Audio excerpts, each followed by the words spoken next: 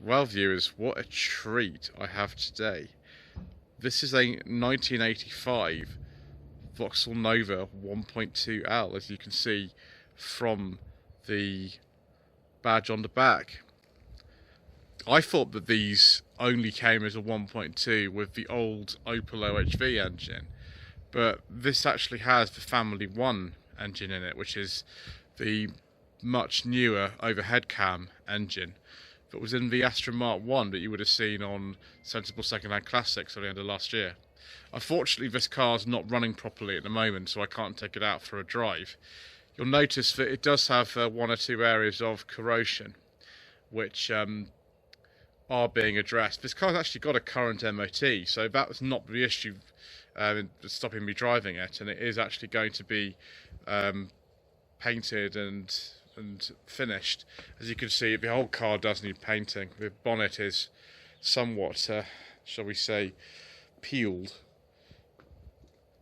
This car is owned by Jonathan, who has that lovely Escort that you would have seen on No Budget Reviews at the end of last year. But these early Novas, this is a pre-facelift, and they came out in this country in 1983. Are just extinct. I have not seen one in real life for a very, very long time. When I first started driving, which would have been over 20 years ago now, these were still around, but the biggest issue with them was, well, three things. One is the rust, which, you know, affected a lot of cars at the time. You know, Mark II Fiestas were very similar, Polos, all the sort of stuff that was competing, Unos, and the fact that they were easy to take, and easy to modify and easy to put into ditches. Those were the sort of things that used to happen to these Novas. Let's have a look in the boot. I think this is the right key. You need the key to open the boot. Original dealer plates on this one. Penfold Motors, who are in, I think, South East London. Still got the I1 area code on here. Only one strut. Apparently you don't need more than that. And the first sign, this is something quite special. It has a red interior. All original red interior, which looks wonderful on video. It really, really makes it look even better than it is, which is astonishing. Parcel shelf's a bit faded and things like that, but the facelifted models, which came in, I think, in is it 86 on a C, they had sort of quite more maybe muted colour schemes, and by 1990, when it was facelifted again, it was, you know, considerably different on the inside, and a new dash and things like that. But this is the original spec. Just lift this up so you can have the wonder of the redness and red carpet. The car's done about 45,000 miles, so very, very low mileage indeed. I think most of the time it was owned by one person who was let's tuck that in, there we go, who was made some interesting modifications to the tile shaft. Let's just close that properly, viewers, because that's what we want. The L model, I think, was a volume seller at this time, but the Merit was also popular. There was just a base Nova, which would have come with things like the 1 litre engine, which developed, I think, 45 horsepower. This is a little bit more under the bonnet. We'll have a look at that in a moment. Let's open the door. Very, very, very familiar things like the door handles and the locks, and those all off the mark. 2 Astras and a Belmonts and things. And those are all cars that used to get stolen very easily back in the 1980s. One thing people used to do with the later Novas, not this one, but the later ones with the different dashboard, was to flip the hazard light switch the other way up and start it. That doesn't actually work with this. One, it's on a carb, and there is the choke lever. And two, this doesn't have the same wiring in it, so you can't do that with this one. See the hubcaps are missing from the left hand side of there, and here's all the service kit that's due to go in, so it'll be running a lot better, and at some point I might be able to have a go in this myself. Driving position, Jonathan's far taller than me, but he's got a similar driving position to one I would use with this car. The seat's right at the back, and yeah, it's okay. My head is touching the roof though. In fact, this car had a sunroof, it would be even worse, but it doesn't.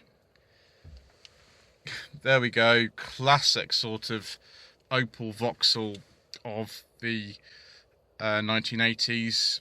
A lot of you who are not from this country will know this car as the Opel Corsa A. I think the marketing department at Vauxhall decided that the word Corsa sounded too much like coarse, as in something is coarse and it's more coarse, if that makes sense. So they decided to use the word that they'd already used for lots of Chevrolets, which is the Nova. But by 1993, when they brought up the Corsa B, they just were kind of were sort of getting rid of the separate names and models by then for Opel and Vauxhall. The only difference between this and a Corsa is just badges, really. There weren't any sort of special UK market engines or anything like that. Little quartz clock because we were in an L. Lovely, lovely, correct radio within this brick red dash. There's this light switches and everything. I mean, those familiar with General Motors cars of the 1980s will just lap all this stuff up. Look at that luxury. Got a rear wiper as well.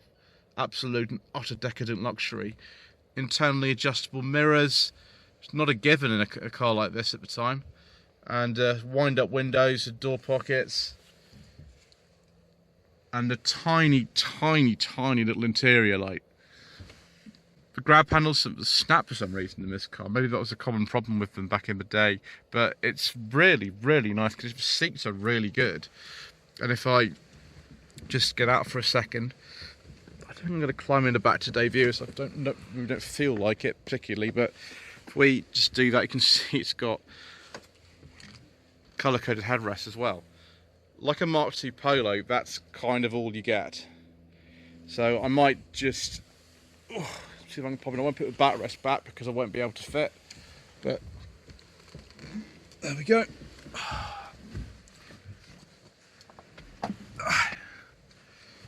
I haven't been in the back of a Nova for a long time, about 20 years I think. One of my friends had a very late J-Reg one. It was a white one. But yeah, I remember going in the back of it. My head is just up against headlining. That's what the grab handles look like if they're actually not snapped, viewers.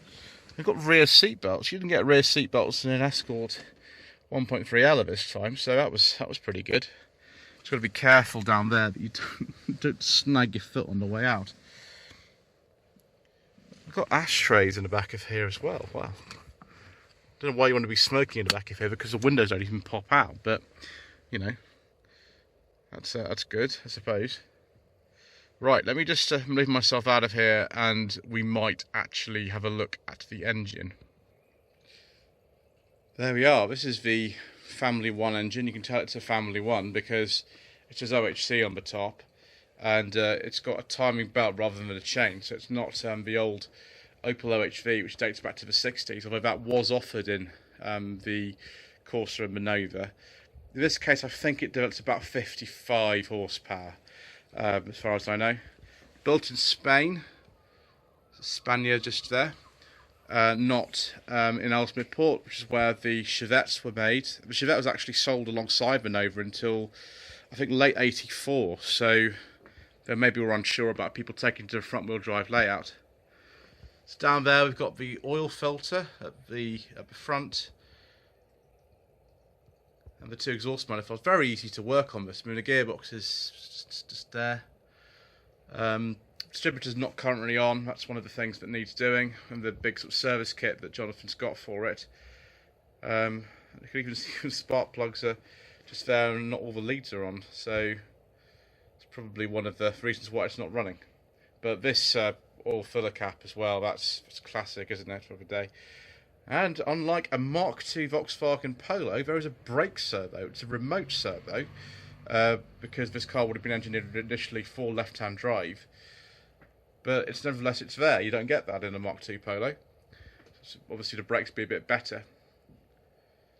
But yes, just absolutely amazing, astonishing kind of to see this. And you know, once this is tidied up and the engine's running properly again, I might be able to have a go on it. We'll have to see. Jonathan's even got some of these wheels to go on. These are off an SR or a GTE Nova. So I think that's it. A once common car. There's apparently less than 1,000 of these left in this country now on the road, so just don't see them, particularly an early one like this.